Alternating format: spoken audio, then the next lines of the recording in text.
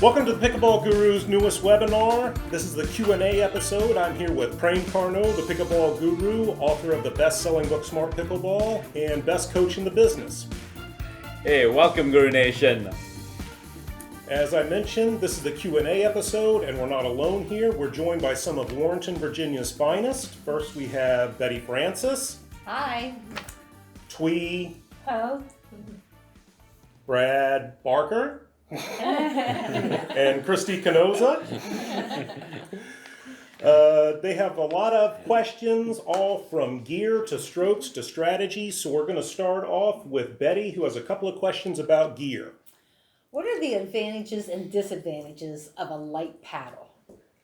I'm not really sure about what the advantages or disadvantages are, but generally, when you're playing indoors, since you're actually hitting a ball, which is more lighter, you probably are better off with a lighter paddle. And but outdoor balls, you generally tend to be a little bit more heavier.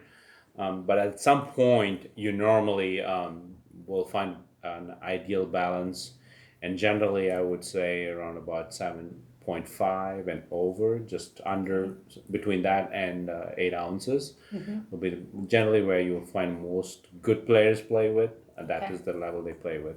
Perfect, thank you. And one more important thing I would want to insist on heavier paddles is when people tend to have tennis elbows, and this is something which I've heard people say to me, at least professionals they normally say it's like when you really have a tennis elbow, you tend to go for a lighter paddle because it hurts, but it's actually contrary.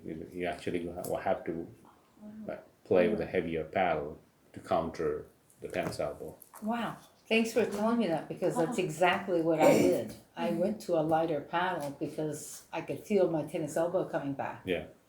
Thank you. So, What if you are a player that gets a lot of spin? You want a lot of spin on the ball. Shouldn't you want a lighter paddle so that you're able to get the paddle moving faster versus a heavier paddle? I would think a heavier paddle is more for like what you call your bangers. You know, the people are slamming it down. I'm not completely sure if it's really true that the spin is actually imparted with a lighter or a heavier paddle. It might work. Again, it's not any standardized version of it. But having said that, it's more to do with the material sometimes of the paddle. And certain paddles of lately are a little bit more raspier. It has a little bit more grit to it, and that will probably be more helpful rather than heavier or lighter paddle. Right. And again, it's all a question of, in spin, what you want to spin and where you want to spin it. And if you're trying to spin something when you're at the kitchen line, for example, if you're going to spin a ball, would you want to have a heavier paddle or a lighter paddle?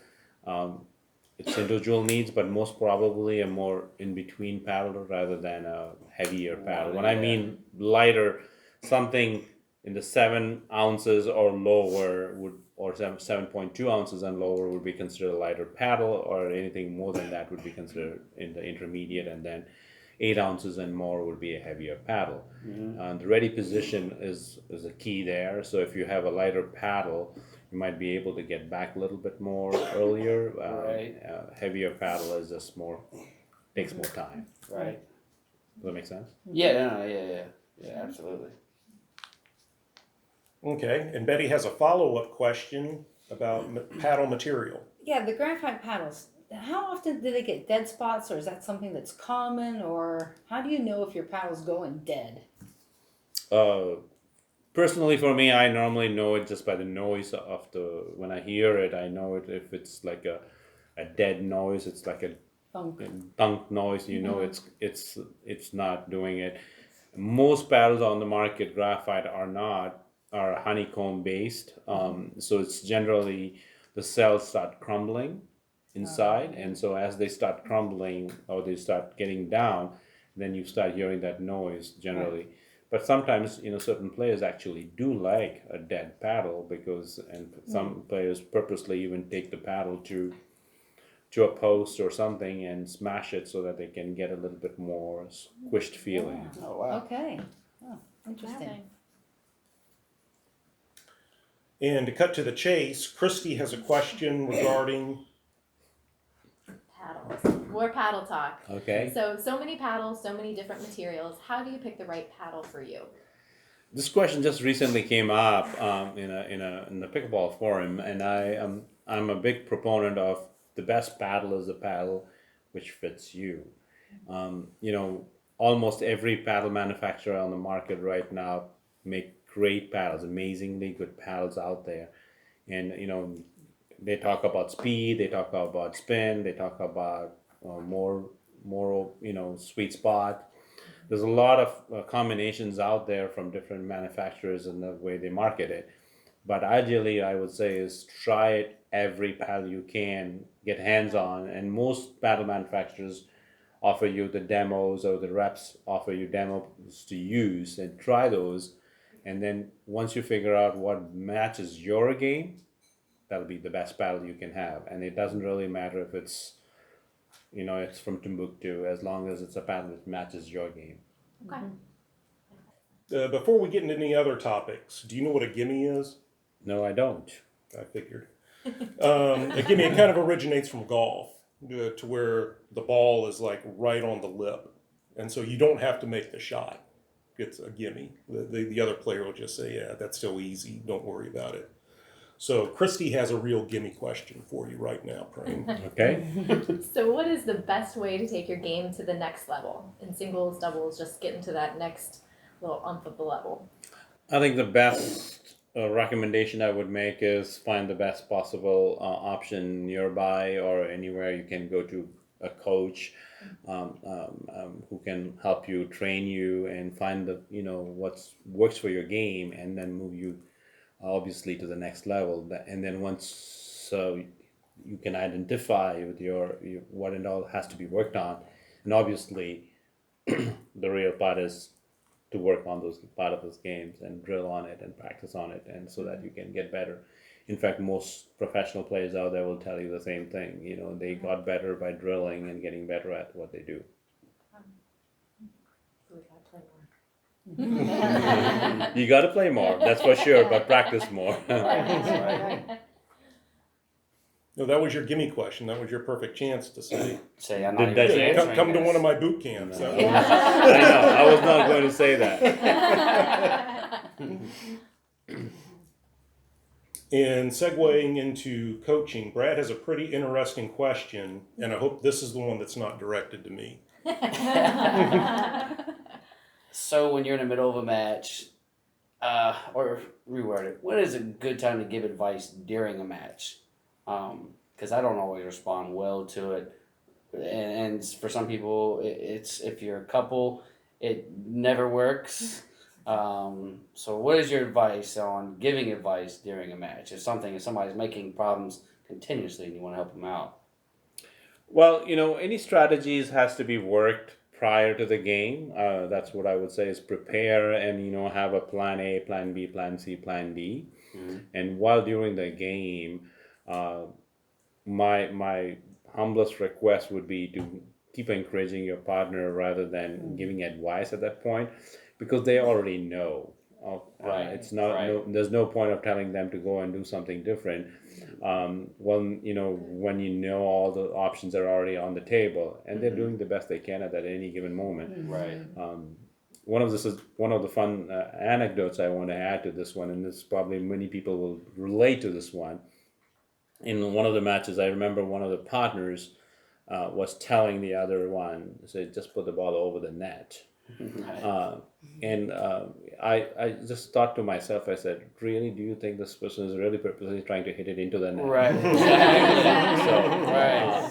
So I don't think that those type of advices are going to be helpful, and especially when you're in a crunch situation, just be more encouraging and supportive. You never know, it will turn around, and I've seen a lot of matches turn around and be there.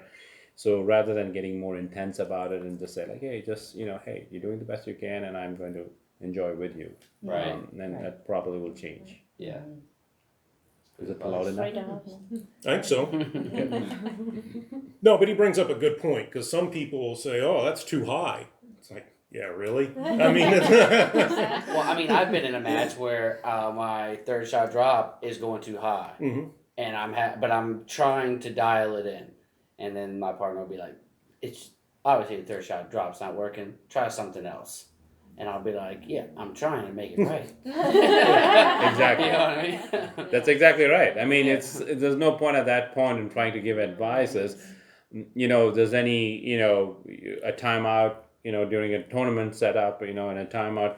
Okay, let's go to plan B or plan C or plan D, whatever options you guys have, or okay, let's strategize differently because this is not working. But have those in place before you get into a game setup, so that you know that okay, we'll have to go to this other matchup, and practice obviously before you go in, so that you already know all these matchups are going to happen if you need to change over into a different strategy. Yeah.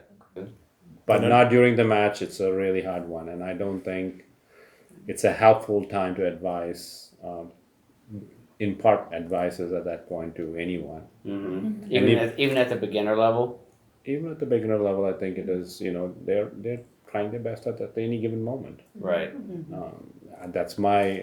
Even as a coach, when I see when I'm coaching even extremely good pro players, I'm not going to be going down there and coaching them about what they should be doing, because obviously they know what they're doing. Is to help them and encourage them, and say, okay, obviously this is not working. Let's try this strategy and see how this works. Right. So that's probably what you need to do, rather than try and advise. I think that's futile at that point. Yeah. Yeah. Okay. Yeah, because that's where I struggle. Well, I'm so competitive, so I'm always like, all right, look, we've got to try to do this, and so then I get some resistance, and then you end up, it just like you said, it gets you nowhere, and you fall apart. So I think Betty's actually tried to tell me jokes. That's what she did to try and calm me down. She told me an Irish joke one day. That's right. Relax, we're having fun. Dublin, Yes. something with Dublin. It's only pickleball, as I always say. That's right. It's definitely only pickleball. Right, exactly. And let's get Thuy into the mix with her question about a stroke. So I understand topspin is not a shot that a lot of pickleballers would want to try, but I often hear that you should have different type of arsenal, just so here and there how you can try it. So How do you consistently hit a topspin? I think the answer is in the question itself, consistency, which means that you've got to have to hit more and more balls till you are consistent with it. And so, topspin, side spin, any type of spin you want to impart on the ball, again, it's a constant practice. Use every occasion to practice those, and even in a situation where you're playing not so good players, rather than as we talked before, I think you should practice on trying to hit. Okay, practice and say, okay, I'm going to just keep doing topspin rolls at this one, or a back flips, or back topspin ones. Practice that during those games and just get more into it. okay, so. I was just going to say, we're going to stay with you because you have a question about the third shot. Right, so I've been playing for a year and a half, so consistently people telling me to move to the next level, you have to do that third drop shot. But what I want to know is, no one ever told me, when is the appropriate time to do a third drop shot? That's a great question. It's a really good question. I normally not even say it as a third drop shot. So this is, I always call it the drop shot rather than a third drop shot. Recently concluded U.S. Open, I happened to watch a match, and in fact there was this fun joke going between some of the pros in one of the matches, where one of the pros was hitting 11th to 13th ball drop. So it was a joke, but it was very consistent. Don't get me wrong, and he was very good at it. But my point simply being, the drop shot is efficient. Anytime, sometimes if both your opponents are at the kitchen line, and when you're at trying to hit the third ball, probably that's the best option at that point to hit a drop shot. But if sometimes, like if you have windy conditions and you can't really hit a drop shot, then maybe you want to drive the ball and then make a few feet into the no person's land area, and then probably start hitting the fifth ball drop or the seventh ball drop. or ninth ball drop. Try and make your way. So there's no perfect time to do it, but the third part, the drop shot is an important one simply because the serving team is always at the disadvantage to start with. So to get to that non-volley zone line, you gotta have to try and find a way to get to that non-volley zone line, because as I always mention, the team which dominates that line wins. If you're not there, it's pretty tough. So that's the only way you can get around it. Great Does that advice. answer your question? No, absolutely. I like that you say it's a drop shot rather than third drop because I feel so much pressure. Here comes the third drop shot. Right. It's so much better now. It feels like, oh, I can apply this now on the court where to find that time and just do the drop shot. Absolutely. And in fact, you start seeing in the higher levels, actually, people drive more balls, the third ball. But please, when you hit a third ball drive, if that is the case, they are always ready to take the fifth ball draw. So if you hit a third ball drive and you're spectating out there, it's impossible to hit the fifth ball drop because they already have made the movement to be ready to drop the fifth ball. So they were. But if you are hitting a third ball drive and then spectating and waiting for that ball to be driven back at you, you've already lost the momentum you wanted to do. So getting closer to the net makes it easier to drop the ball. So obviously they drive, but they are already in position so that they can do the fifth ball or the seventh ball drop. And Betty and Thuy submitted pretty much the same question about the lob. So we'll shift over to Betty now. The best time to hit the lob. I think I've answered this question a few number of times in the past, but I'll repeat it one more time. I'm not a big fan of the lob generally. The only time I would recommend a lob as an offensive lob is when you're at the non-volley zone line and when you're dinking and when you have your opponents in a lull. You've got them in a dinking lull, or they are already ready or getting ready to get the next ball they're already bending down to receive the ding. Right. You've got them in a rhythm, then you lob over them, and it's an offensive lob, just right over them. It's a very, very good lob. But, sometimes when you don't have, and then when you're trying to go and retrieve the ball and you have no other option, Right. if you can't really hit a drop shot at that point, maybe you will probably throw in a defensive lob. Give yourself more time to get Just back give in. you more time. And as most of you guys know here, as well as people who are listening, I'm a big proponent of do everything and anything which buys you time. If it doesn't buy you time, don't do it. That's good. For Christie and then Brad, they both submitted similar questions on my favorite subject about poaching. So we'll find out from Prem. We'll find out from Prem if they're different. So when is a poach appropriate? The poach is appropriate when both the partners already are in agreement. That'll be the best answer I can give you is if it's agreed upon beforehand that one person is going to be poaching, then I think that'll be the best time to someone decides to be the poacher. It's a best combination to do it. Otherwise, I don't recommend it, especially in recreational play, not to poach unless the partners are talked to or let them know that you're going to grab some balls from so that to save or help them or something like that. In a tournament setup, it's always predisposed because it's always talked in advance, strategized, and what they want to do and who wants to be the alpha or who wants to dominate or who wants to take more balls. Those are all equally understandable. The appropriate time is, when it's talked and communicated during the points too. We did a webinar and did we On what? on communication? Mm-hmm. Yeah, the last webinar was on communication, and on that webinar, we do talk about how much you gotta have to communicate with your partner and on every point. And in every point allows you to be able to know if the other person is going to take the ball. Christie's That very makes good at that, sense. by the way. She's very good at saying, I go. That's what she says. Yes. I go. Oh yeah, I go. she is very good at that, for sure. I feel like the poach is it's like an element of surprise. So I can't always plan a poach ahead of time. Well, you can't. If somehow she gets pushed back, and they're trying to keep her back, and I feel like I could jump real quick, and they don't see it coming, and I can hit a strong overhand on them and win the point. Which my question was, when is a poach justified? Like, yeah, we get the point, and even sometimes when we get the point, she still comes back like, "What are you doing?" And I was just like, we just scored. You know what I mean? Like, it's not like I'm trying to run the game, but at that moment, it seemed like the best decision for our team. And I couldn't, I didn't have a plan. I couldn't write out a play for this was going to happen.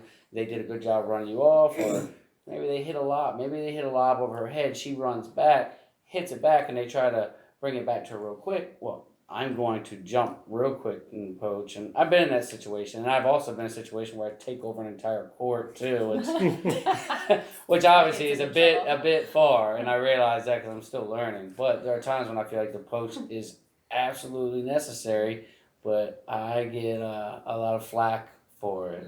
So that's why I'm asking you, like, when is it justified? And obviously just not with the point.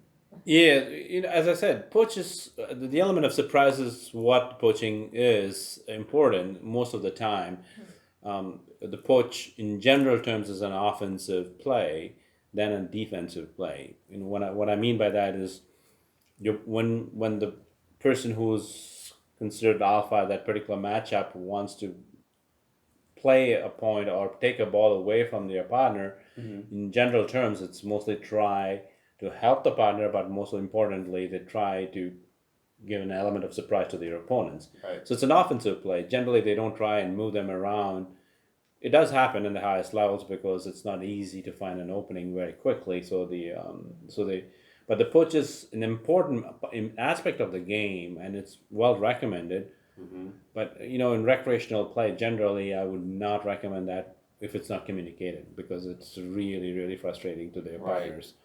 But if it's communicated, like if you're playing with Christie and you have come into an agreement that you're going to take a ball, even though it doesn't seem like it is. Right.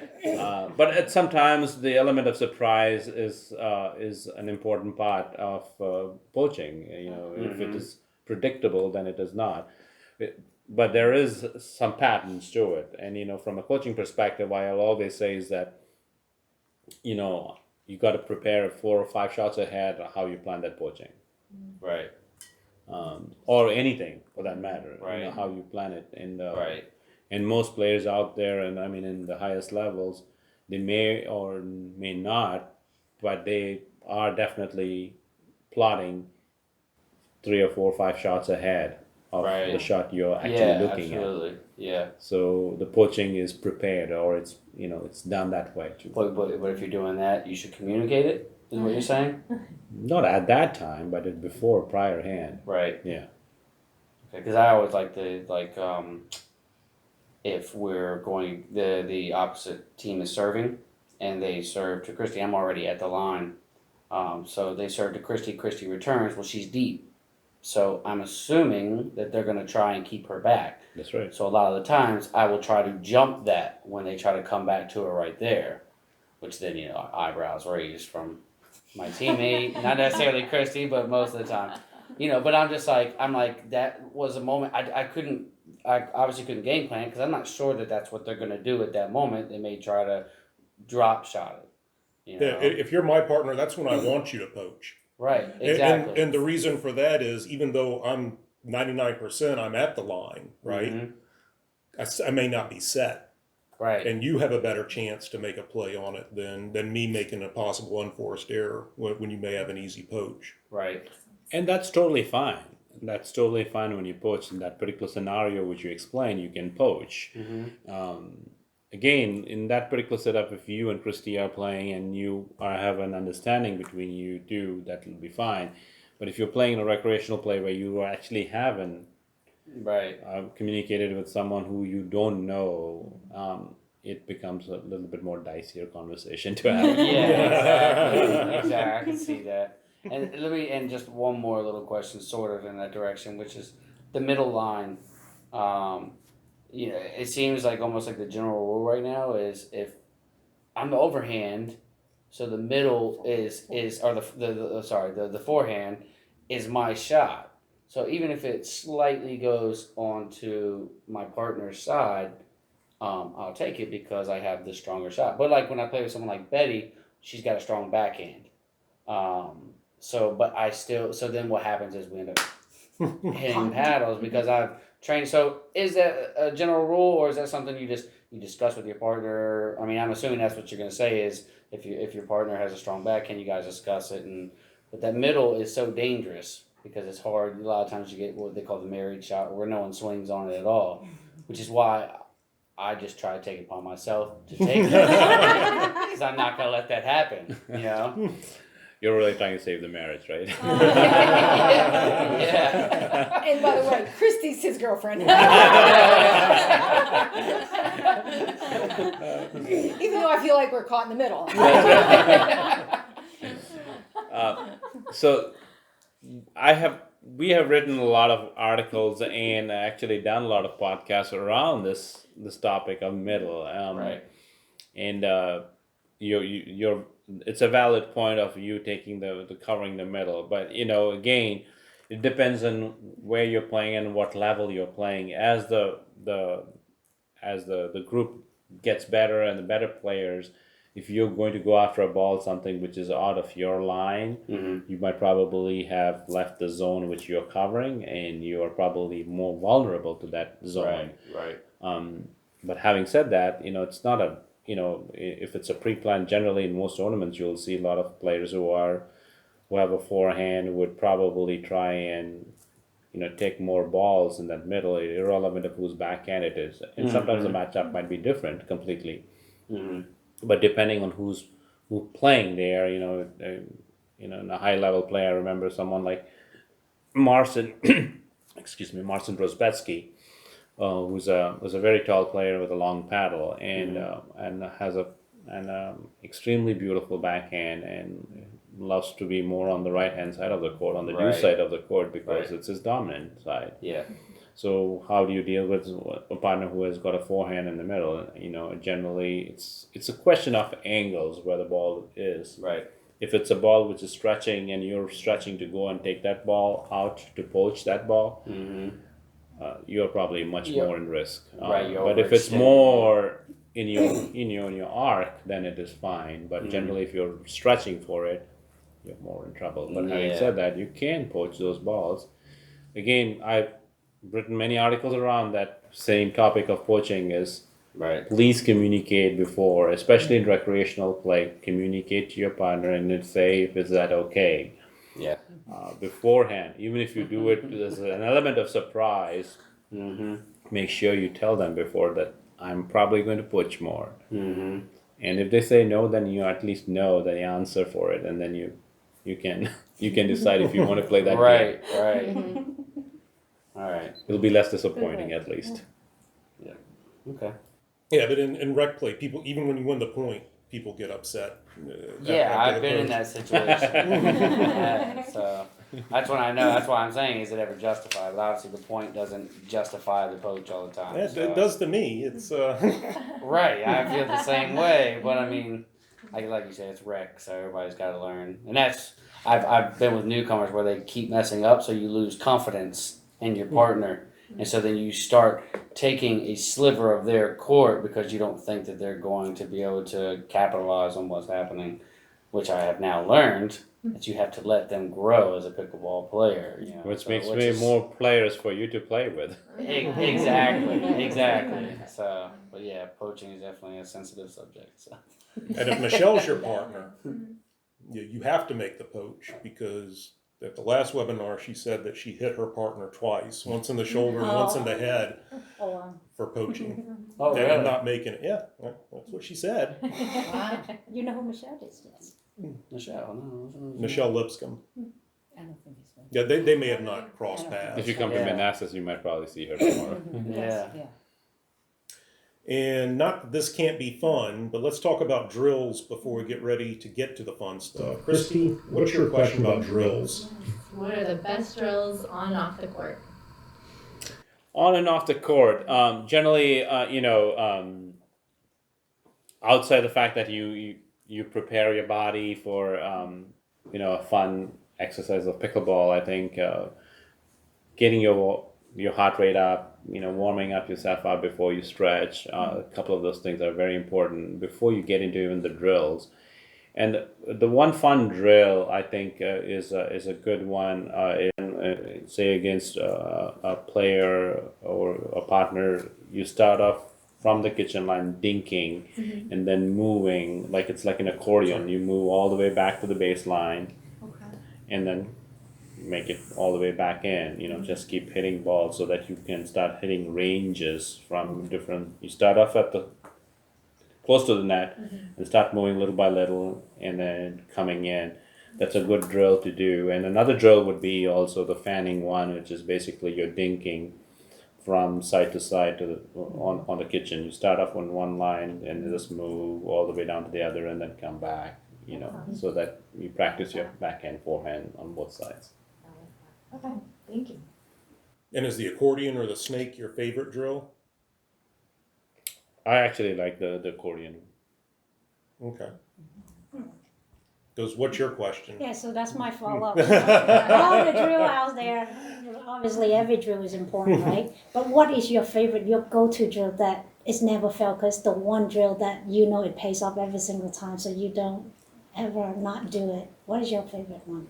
My favorite drill any day would be the drop shot. And as you mentioned in your prior question, the third shot drop or the third shot drop shot would be the most complicated one to do. And so I would try and drill from the backhand and from the forehand and place it wherever I want to place it, or I practice to place it in different areas. So it's a practice, and I drill that a lot. And then I have someone to help me, feed balls, or if I'm playing recreationally, I'll just focus on doing only that. Oh, good to know. Thank you. I would care less about the score. And Betty has a rules question for us. Yeah, if the ball goes over the net, then back across the net because of spin, whose point is it? So it comes over the net, hits the ground, and then before anybody else can touch it, it spins back over.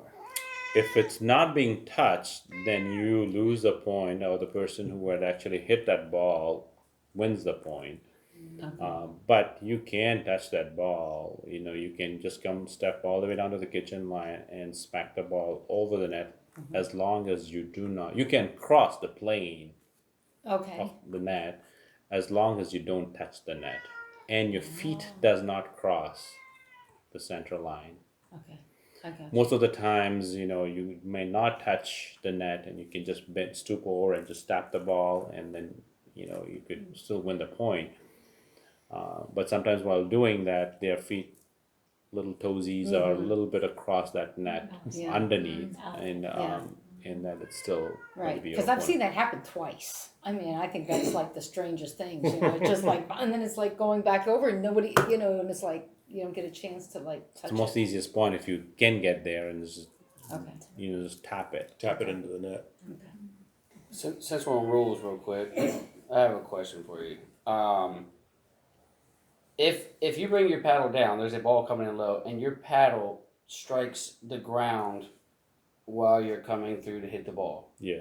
Is that dead, or is that still No, alive? it's still alive. Okay, because I've heard other players say that if your paddle hits the ground, then Still that's alive. okay. Still alive. What That if it's makes in the sense. kitchen? If it hits the kitchen, your paddle hits the kitchen. As you're volleying, you mean? That would be a fault. Right. Right. Yeah. Nothing can touch the kitchen unless the ball's already hitting the kitchen. Yeah. Right. Okay. All right. Yeah, I'm glad you cleared that up because I was definitely confused on that one. No, absolutely not. You All can't right. hit. All right. And Brad has one of my favorite strategy questions. All right. So, is it rude or disrespectful to target your opponent's body? Honestly, I like the aggressive play. So, but I've done it before, and I've had people get upset with me. So I'm wondering, is it disrespectful? And I guess on which level can you start doing it to where it's accepted more? I think the answer goes two ways on that one. Disrespectful in the sense or rude if you're playing a non-competitive recreational play. It might not be something which I would recommend or suggest you to do, especially if you're playing against players who are not apt on getting hit. Right. But having said that, if you're playing a recreational competitive play with 4 players who are of your skill level, go for it. I think they will be okay with it most of the time. But Right. sometimes it's and I don't want to sound misogynic when I say that. Is sometimes you have this poor little old lady out there and they get smacked at for no reason, and so Right. that's I'm not a big I don't recommend that. But in competitive play, it's totally legal, and as far as Tim is concerned, he's doing exactly what most top players would do out there. They will just go after Yeah. the body. That's the best real estate you can have. Exactly. Because it's a much more stable target rather than a roll. And if they strike the ball, it's not going to be a well thought out strike. It's a defensive hit to where he's really going to get 2 good shots out of it versus their one poor one.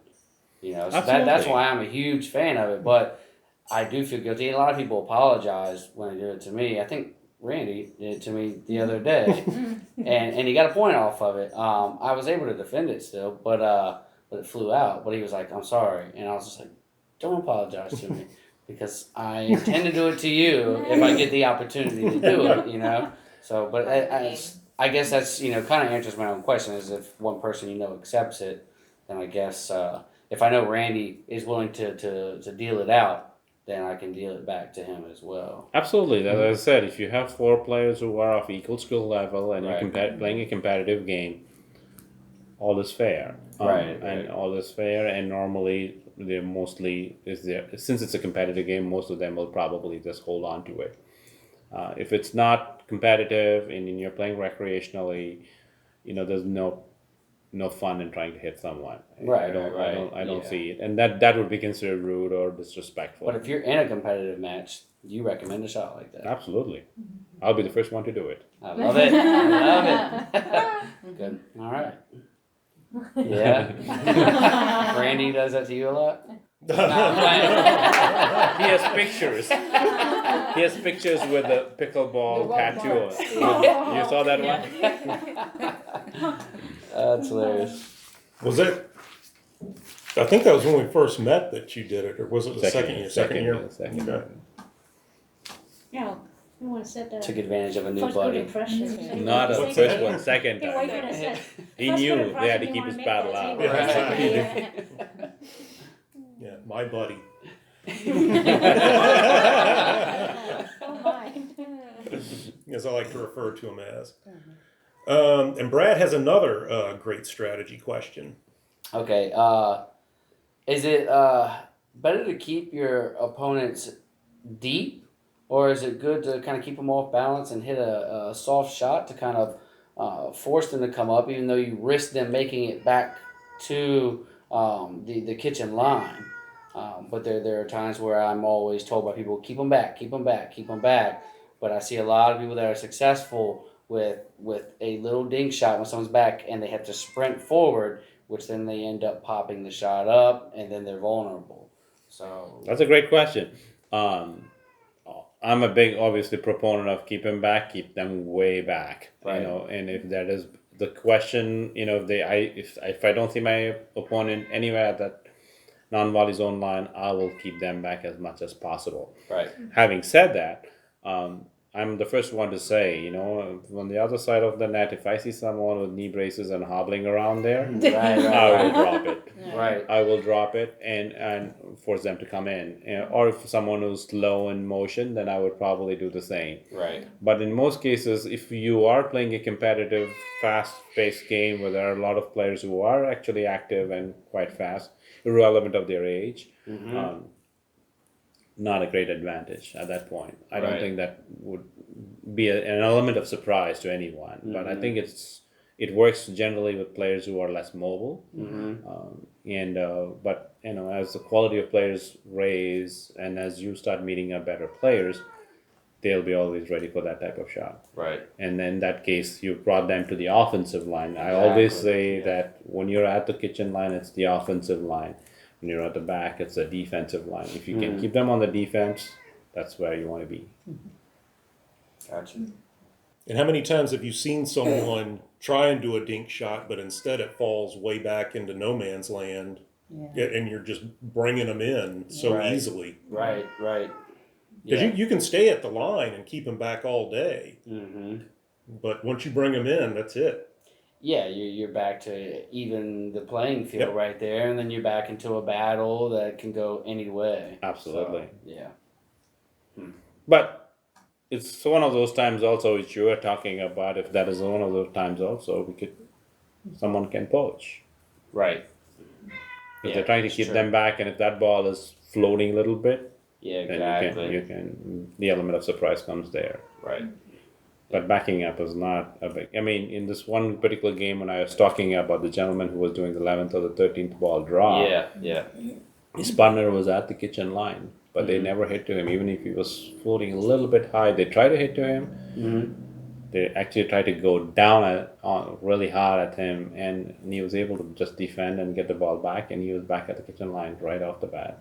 So they just couldn't get him past that line, but Right. his partner was way back. Yeah. And so they finally decided that the only option is to keep him back. Yeah. Right. And there was a time when he finally did come in and was able to actually make the defensive strategy into the offensive strategy and win that particular point. So as far as I'm concerned, Keep them deep. if you can, keep them back. Right. And then as much as possible, don't bring them in. Okay. All right. Hi, we'll get back to the webinar in just a minute, but first I want to tell you about a few exclusives for Guru Nation.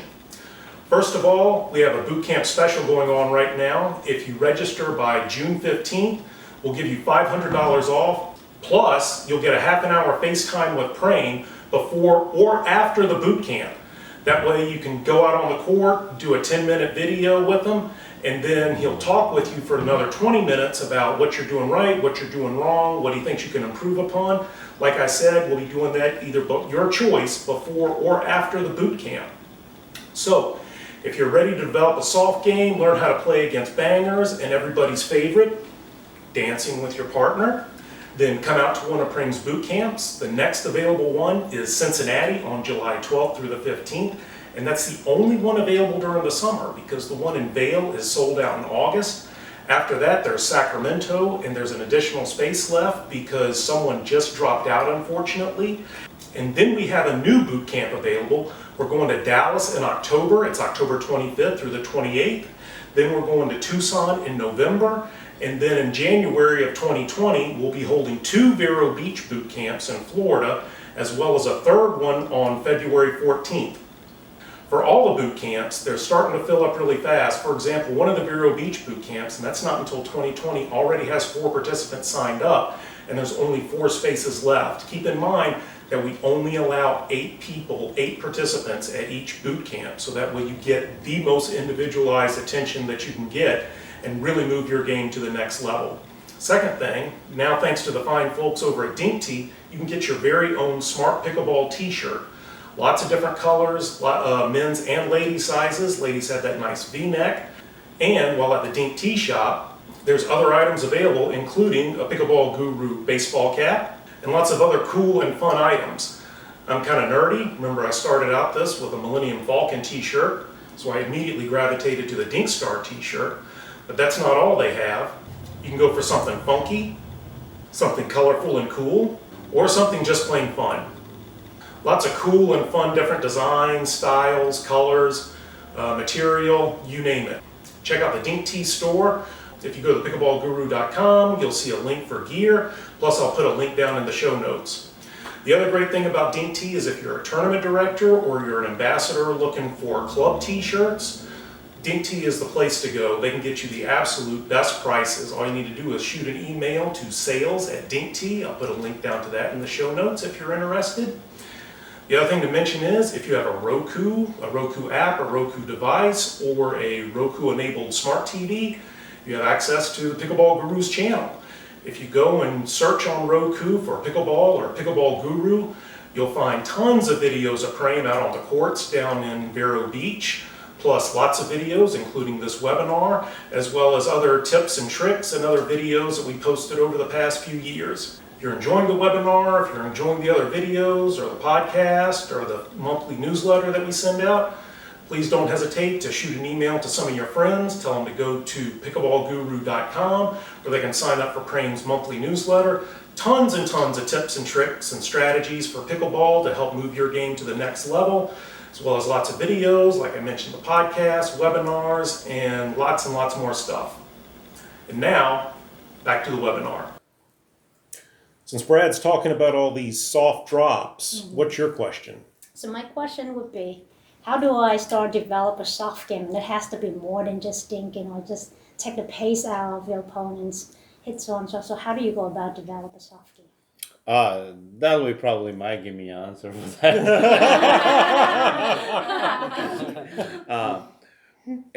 Coming down to one of the boot camps would definitely help you in that one, simply because it's there's a whole session dedicated to how to block a hard ball and how to play the soft game, and this it's building consistency, and you have a couple of ball machines which show jet hard balls at you, and know how to block it and soften that ball in. And it's a really good drill and practice. And then by the time day 4 comes on the boot camp, when you're actually playing games, you actually get to experience, in real gameplay where someone is driving you hard balls, how you actually block. Oh, that's so exciting. Yeah, and then there's a session which is called Being a Shark at the Net, which is all about net play and how you strategize around net play. So all that will combine into that boot camp. But so I would definitely recommend you to come to one of my boot camps. I look forward to it. Yeah. Listen to this. Yeah. Did I do well, Matt? You did great. I had to get approval from this guy. No, because Oh no, but I come to realize too that you can watch YouTube all you want, read book all you want. It's not the same unless you come to a drill, a clinic of some sort and be coached by a professional. Right. To move up to that next Yeah. I level. do. That's Yeah, it, yeah. you Next definitely. level. I played competitive tennis and ping pong, so I know very well from that experience that there are things a coach sees which players don't. I mean, why do top professional tennis players have coaches? They are great in doing what they do, but they have those coaches because those coaches help them see what they don't see while they're playing and help them, and they don't help them during the match, Brad. But after the Before and after. Sure, yes. I feel like you're going to be a whole new player after this. Yes, Yeah. probably. Okay, let's go over to Christie, who wants to know all about what type of shots to have in her toolbox. What are the most important shots in the game to learn and to practice? What should be focused on? Basic fundamentals. Really, the fundamentals are all the shots you need to practice on. Having the fancy shots helps. That can be developed. To build consistency, you got to have serves of any type of serves. It's a hard serve or a soft serve or a deep lobby serve or whatever serves you have. Keep a few on your arsenal, but get consistent with it, that you never ever miss a serve, never ever miss a return of serve, because those are fundamentals. Those are the basics. You cannot miss serves and you cannot miss returns of serves. The drop shot is the most toughest one, obviously the most toughest one to practice, and get consistent with. But like anything else, practice and practice and practice, and it will just become part of your muscle memory that you don't even think about it anymore. But even till date, professionals will do the same thing. They'll keep practicing because even though they know it, muscle memory is there, just reinforcing it all the time. So fundamentals of all the shots, be it the serve, the return of serve, the drop shot, the dinks, the volleys, really from soft volleys to hard volleys, you practice every one of those, you get better at it. I have a follow-up to that, but it's not one that's on Okay. my list. Please. We were playing in the wind the other day. Just the dropping just was not working. So, what's your strategy for a windy day? I mean, what's the best play? At that point, I think if I were to give you a suggestion, I would probably say just drive. Just drive. Drive the ball, but then don't keep driving every ball. Drive the ball, and then see if you can hit. If the volley is a shorter volley, then try and get to it and try Drive and it short, or drive it short even maybe. once it started getting short, once you started moving in towards the offensive line, trying to drive from that point would probably be negated by the fact that it's a smaller court and it might just fly out. Okay. But drive at least the third ball and then make it to, if the volley is a short volley, if the return is being punched, volley is shorter, then get there and start dropping from there. Then you have more space, and then it's more easier to drop from a shorter distance than from all the way from the back, especially when it's windy. Okay, perfect. Thank you. And Morgan Evans calls it the divorce shot or the divorce ball.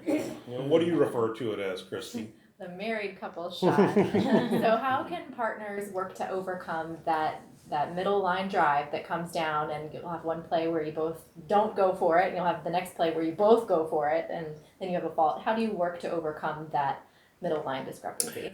Again, it's a very we've done a bunch of webinars on it and lots of articles around this very famous question of middle lines and the zones.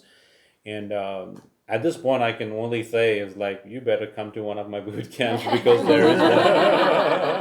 there is one session which is actually called Dancing with Your Partner. It actually tells you where you've got to be, and this is all about placement and positioning.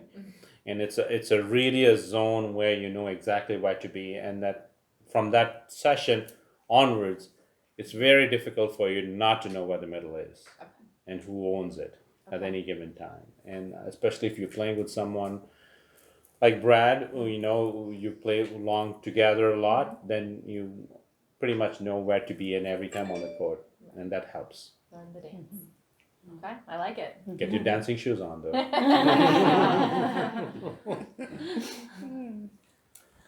And another question about the middle comes from Brad. Wow. Yes. All right. So, what would you suggest? A middle shot, which, in my opinion, is going to be returned, or you can have them fighting over it. But I'd say most times it gets returned. Or take that risky, or as you call it, juicy line shot, which is rewarding when you get it. It's hard to return, but which shot would you prefer? It's not a preference, but it's again strategy. But in most cases, I would still remain on. It's not being defensive when I say that, but I would definitely recommend the middle shot. I often say this one: if you get to that line and you're able to hit it, and if it's a winner, then it's obviously a wonderful hero shot. Right. If you don't, it's a zero shot. Exactly. Now you put it that way. Come to your clinic and we'll work on it. So you can be the hero, or you can keep hitting zero shots. So I would definitely recommend you to hit a shot which gives you more options. Right. And then once in a while, if you want to try it, and if it works, that's great. But Right. that being a consistency, I'm not sure that's actually a workable one. Yeah. So more of a surprise shot here and there. Yeah, absolutely. And if you have a big alley waiting for you and you want to go down that line, be my guest. Right. Otherwise, not so much. Right. Or if you see your opponent leaning one way and you want to go behind him, it's a great shot. Mm-hmm. Absolutely great shot. But again, you don't have to paint lines. You just put it enough that they can't reach it. Right. Or enough to where they get in trouble. Mm-hmm. Yeah. That's right. Yeah. Get them out of position. Yeah. Yeah. Create a hole. But middle is always going to be, Safe shot. safe shots. And in fact, when I mean middle again, middle between the players, not middle of the court. Yeah. Absolutely. That's the divorce line, or the marriage Married couple shot. couple shot. That's absolutely the line you really want to keep, honing on. We talk about that a lot in our boot camps, and we actually do it. And every time people get so surprised, like he said, I thought I had this one, and it's so not. Yeah. Yeah, and at lunch we were talking about it earlier, and when I was doing it to you and Karen, how much power was based on those shots. Yeah, it's not much. It's just confusion is what it is. And it happens at every level, Mm-hmm. even the highest levels. As I said, if you go watch now most good matches, they might move. People keep admiring all those wonderful cross-court things and wonderful moves some of these professional players make. Yeah. But ultimately, when you see winners, I'll probably guarantee you 9 out of 10 balls are in the middle. Yes, they hit a few earnies here and a few rounder poles and they do those fancy shots. Right. But 9 out of 10 of the rest of the points Right there will be in the between center. them. Yeah. Between them, it's just an impossible shot. Right. Once they're split, High percentage shot. you just have to try and get them out of position or move them away from that Right. tight wall they are building. Gotcha. And those are all the questions submitted beforehand. By the way, Prane didn't know what they were in advance because he wouldn't read my copy anyway. So the last thing, yes, I have one more question. that's fine. And that is, sometimes when we're playing, someone will say, we've gotten Oh, confused I on the apologize. I score. skipped that. Yeah, we've gotten confused on the score, and somebody will say, well, the score can't be even, you started. Now, I think I got it figured out, but then there's got to be an easier way to know, when it's even or odd, and who's the one and who's the two. I know you've got to have an easy way to know that. Personally, I really don't know is there any easier way or a strategy. I haven't really worked on it. I'm always conscious of where I have to be and where my score is. And I don't know, it's probably inbuilt in me. But having said that, a system which actually Wendy, the co-author of my book, had put in place a long time ago is now being applied in tournament setups these days. They use the player who starts on the right hand side, receiving and serving side, generally tend to have a bracelet on their hand. That's not what she did, but they were trying to figure out who the first server and second server, who was serving after a timeout, after a big point or something like that. They would use they still use clothespin. Basically, they would move, if it's a first server or it's a second server on one side, so they know if it was a second server. And something which she did a long time ago, and I'd put that one in place, and then that has become now a standardized version of official refereeing these days. And something which, you move that clothespin, in the first server, second server on one side, and then they flip the board on the other side where the other two players are there, and they know the first server and second server Right. is. By just where the positioning of the clipboard is on the clipboard. Thank you. But now in recreational play, I just remember the score, and if I remember the score, I pretty much know where I have to be. Right. So the easiest way for me is like if I'm on if the score says 2, I started off on the right hand side, then if my score is on the even, if my team score is on the even side, then I know that I will have to be on the right hand side of the court. And no matter where I am stacking or unstacking, if I'm on the right hand side, my score has to be even. Okay, gotcha. Right, that's good. Thank you. And now I think we're done. So I'll open it up. I know what Brad wants to do. Yes, I'm ready to throw it out the door. Is there anything else y'all would like to ask? Anything else? Betty, Thuy, Brad, and Christie, thank y'all all so much. Great job by everybody. Prame, anything you'd like to impart to Warrenton's finest? The only thing I would say, it's only pickleball. Just go have fun. Because Brad's itching to get out on the court. Yes. All right, thank you, Guru Nation. Thank Thank you, Nice. Wendy, for preparing Woohoo, Yeah, nice good job. job. despite our Princess.